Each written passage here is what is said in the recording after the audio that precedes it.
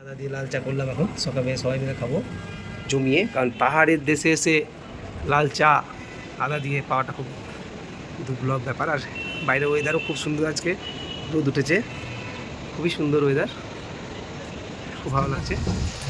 তাহলে হেলিকপ্টারটা ওইদিকে যখন ছিল তখন ঠিক আছে, মোটামুটি ভালো আছে।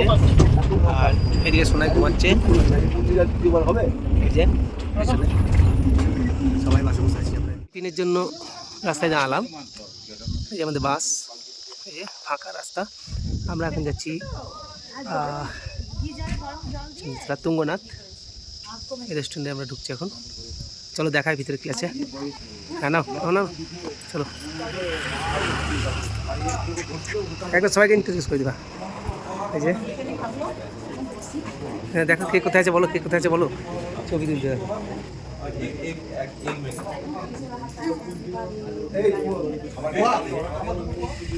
এই যে বাইরেটা, হ্যাঁ বলে দিচ্ছি পোয়া পোয়া, এই যে সব দাঁড়িয়ে আছে, এই যে সব দাঁড়িয়ে আছে এখানে। তুঙ্গনাথের জন্য ব্যাকআপটা নিয়ে এসেছেন। আমাকে তো তুমি চার্জ দিয়ে দিলা, যখন দেখলাম আমি চার্জ দিতে গেছি চার্জটা নাই। দেখতে নীলসাদা, এই তো হেলিকপ্টার।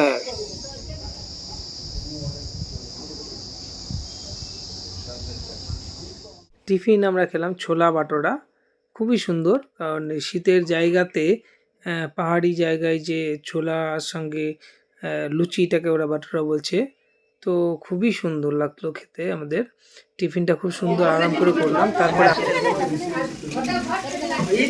এই ছোলা বাটোরা নিচে ছিল, ছোলা বাটোরা পুরি। এখন টিফিন করে তুঙ্গনাথ খেয়ে নিই আগে।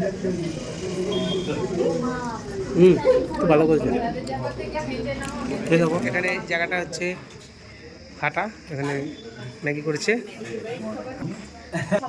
এটা যে ফাটা জায়গার নাম ফাটা। ফাটা জায়গায় আমরা বসে আছি এখন। ম্যাগি চলে এসছে, পুরি আমার খাওয়া হয়ে গেছে, শুধু পাওয়াটা আসেনি, পাওয়াটা আসলে হবে। এই যে পাওয়াটা আসুক,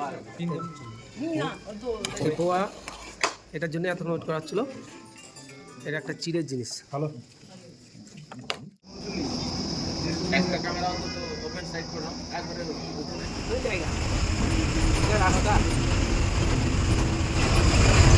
গুপ্তকাশি থেকে তুঙ্গনাথের দিকে যাচ্ছি।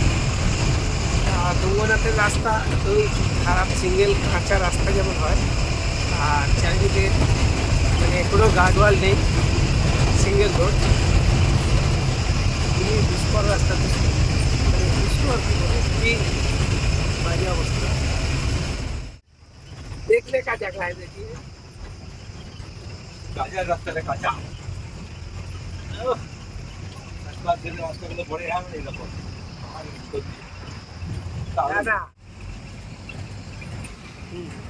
এইখানে 6 মাস ধরে কেদারনাথ জিএসএ থাকে।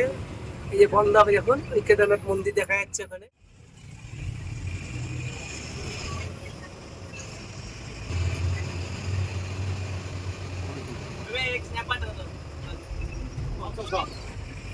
কি মঠ এটা। আর আমরা যাচ্ছি এখন চোপতা এখান থেকে 29 কিলোমিটার। আমরা এখন উকি মঠে আছি, মানে সিনারি কি বলবো, অসাধারণ। আমরা চোপতায় যাচ্ছি। চোপতার রাস্তা এত খারাপ যে কি বলবো, মানে আমাদের এখানকার গ্রামের রাস্তাও এর থেকে ভালো। আর গার্ডওয়াল তো কোথাও নেই, দেখতে পাচ্ছেন দূরে পাহাড়, আর ব্রিজটা খুব সুন্দর। এখান থেকে আসলে সিনারি খুবই সুন্দর, দেখার মতো। ব্রিজ, চারিদিকে ঘন জঙ্গল। আমরা সত্যি খুব প্রাকৃতিক যে দৃশ্যগুলো, সেগুলো দেখতে দেখতে অনুভব করতে করতে কখন যে আমরা পৌঁছে যাচ্ছিলাম গন্তব্যস্থলে বুঝতেই পারছিলাম না।